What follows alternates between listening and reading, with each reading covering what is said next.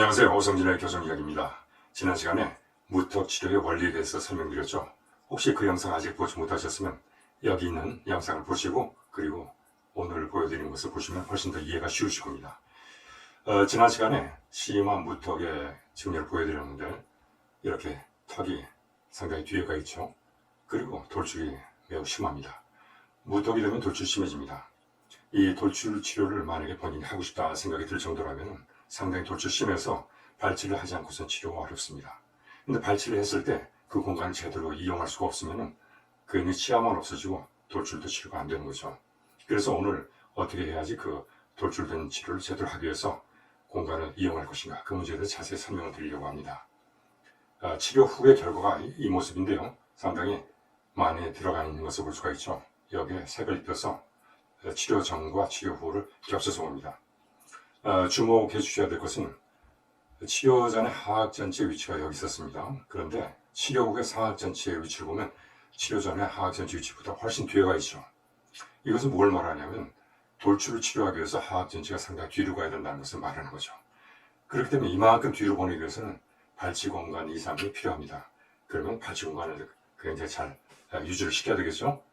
어떻게 될까, 그 문제를 하나씩 보도록 하죠.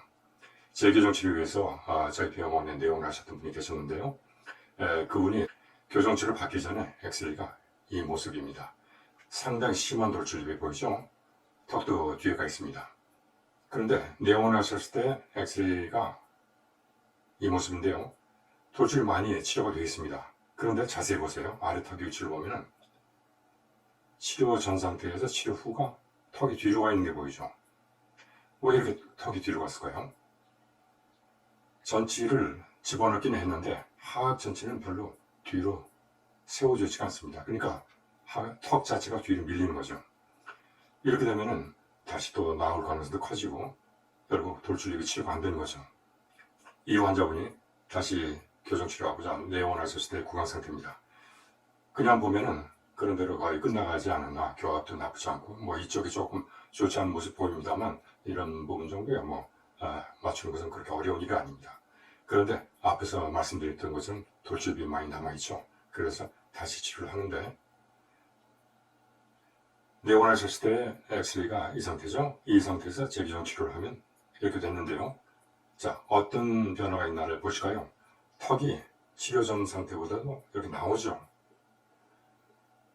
바로 하악 전치가 뒤로 많이 들어가 있는 걸 볼 수가 있는데, 그리고 또 한 가지는 중요한 부분은 이 모든 걸 이루기 위해서 대구치의 위치가 변하는 겁니다.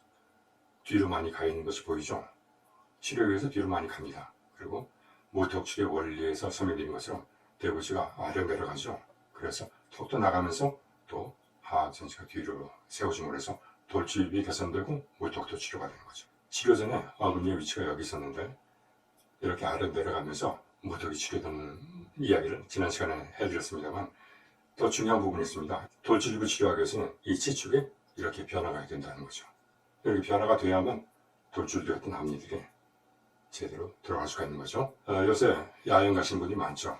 야영 가면 텐트를 치면서 이 팩을 텐트를 고정시키기 위해서 받게 되는데, 만약에 팩을 이런 식으로 받는다고 할 경우는 어떻습니까? 텐트가 바람이 불면 날아갈 겁니다. 그렇기 때문에 반드시 팩은 이런 방향으로 박아야 되겠죠. 깊게도 해야 되겠지만 방향이 이 방향으로, 그래야만 텐트가 날아가지 않고 잘 유지가 될 수 있습니다. 바로 이 원리를 하악 대구치에 응용을 하는 겁니다.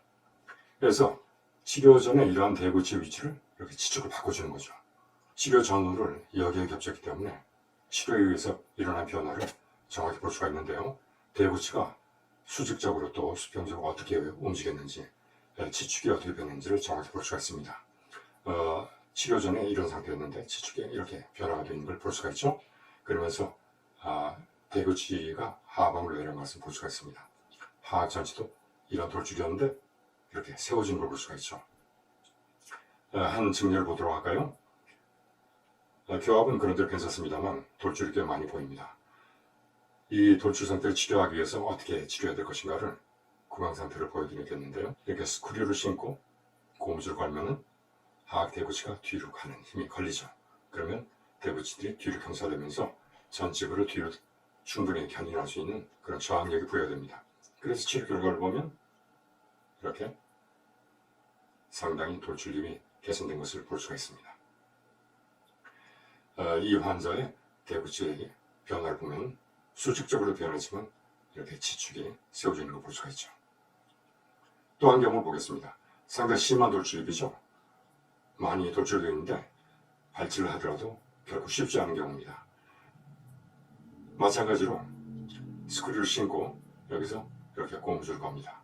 그러면 대구치가 호방으로 경사되면서 충분한 저항력을 부여받게 되는데 치료가 되면 이런 돌출입이 개선된 것을 볼 수가 있죠. 어금니의 위치를 보면 전방으로 경사되어 있던 대구치가 후방으로 이렇게 세워집니다.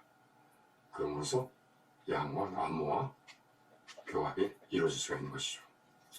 오늘은 무턱 돌출입의 돌출 상태를 치료하기 위해서 어떤 원칙을 가지고 치료해야 되는가, 그 방법에 대해서 설명드렸습니다. 다음 시간에는 보다 많은 측면을 가지고 무턱과 돌출입이 치료되는 과정 결과를 보여드리겠습니다. 항상 애청해 주셔서 감사드리고요. 다음 시간에 또 뵙겠습니다. 감사합니다.